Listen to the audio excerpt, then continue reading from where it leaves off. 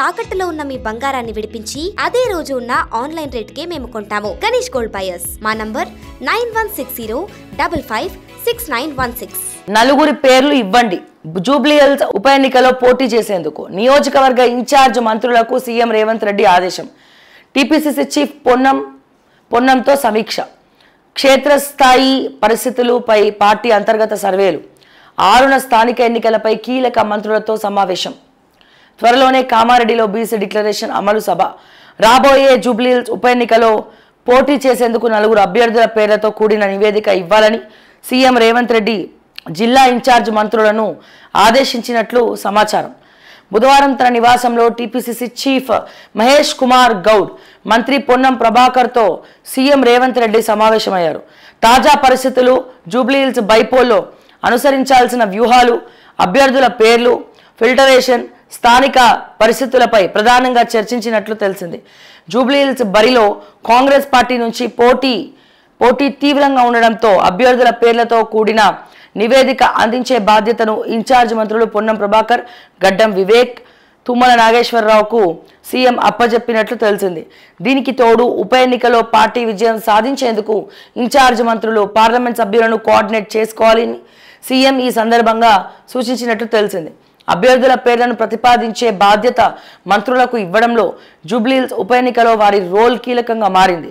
అదేవిధంగా నియోజకవర్గంలో క్షేత్రస్థాయి పరిస్థితులపై పార్టీ అంతర్గత సర్వేలు సైతం చేయిస్తున్నట్లు తెలిసింది. సర్వే ఫలితం మంత్రులు ప్రతిపాదించిన పేర్లతో బలమైన అభ్యర్థిని జూబ్లీ హిల్స్ బై ఎలక్షన్ బరిలో దింపాలని కాంగ్రెస్ పార్టీ ముందుకు వెళ్తున్నట్టు తెలుస్తోంది. 6న మంత్రులతో సీఎం కీలక భేటీ అట. నేడు కొండారెడ్డిపల్లికి సీఎం రేవంత్ రెడ్డి. నేనేమంటున్నా, ముఖ్యమంత్రి రేవంత్ రెడ్డి గారు చెప్పకుండానే కాంగ్రెస్ గవర్నమెంట్ తరపున నవీన్ యాదవ్ కీలకంగా తిరుగుతూ ఉన్నాడు. కీలకంగా ఫస్ట్ ఫహీం ఖురేషి విశ్వ ప్రయత్నాలు చేసినాడు టికెట్ కోసం, కానీ తర్వాత మీనాక్షి నటరాజన్ బ్లెస్సింగ్స్ లేవు. మళ్ళీ ఏమైంది, నవీన్ యాదవ్ గారు జోరుగా తిరుగుతూ ఉన్నారు కాంగ్రెస్ తరపున. బతుకమ్మ చీరలు ఇస్తున్నారు, బతుకమ్మ ఆడిస్తున్నారు, ముందే ఏమంటారు ఏమేం చేయాలో అన్నీ చేసేసుకుంటున్నాడు ముందే ప్రచారాలు. అంటే బీఆర్ఎస్ వాళ్ళైతే నవీన్ యాదవ్ వర్సెస్ అది మాగంటి సునీత అని కూడా పెడతా ఉన్నారు. రాష్ట్రం మొత్తము అనుకుంటున్నారు నవీన్ యాదవ్ అభ్యర్థి అని, కానీ ఇక్కడ రేవంత్ రెడ్డి గారికి ఏమో ఇంకా తెలియదట. పైగా ఏమంటాడు సారు, ఇగో 4 అభ్యర్థులను మీరు ఖరారు చేయండి, 4లో ఒకరిని మనం ఫైనల్ చేద్దామని. అంటే ఇదంతా పైన ఉత్తుత్తిగానా, లేకపోతే అంటే ఏ స్ట్రాటజికల్గా మాట్లాడుతున్నారు? అభ్యర్థి ఎవరో తెలీదా? ఇంటర్నల్గా ఎటువంటి నవీన్ యాదవ్ గారికి ఎటువంటి ఇది చెప్పలేదా మీరు? అంటే చెప్పందే ఆయన అంతగానం ప్రచారం చేసుకొని తిరుగుతున్నాడా? అండ్ ఒక పక్క వీళ్ళు కూడా జోరుగా ప్రచారం చేస్తుండే. ఎక్కడ ఈ మైనంపల్లి కూడా జూబ్లీ హిల్స్ నుంచి పోటీ చేస్తారని.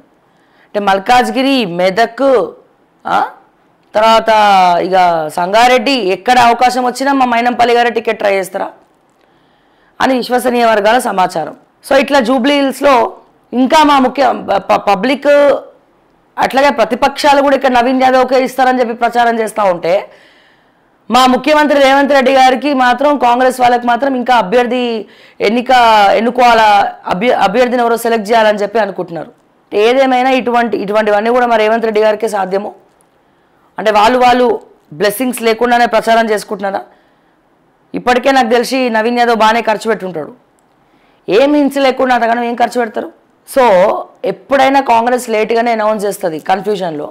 ఈ లోపల ఆ పదవులను, ఆ గెలుపును వేరే వాళ్ళు గద్దెనెత్తుకున్నట్టుగా ఎత్తుకపోతారు. వాస్తవం ఇది.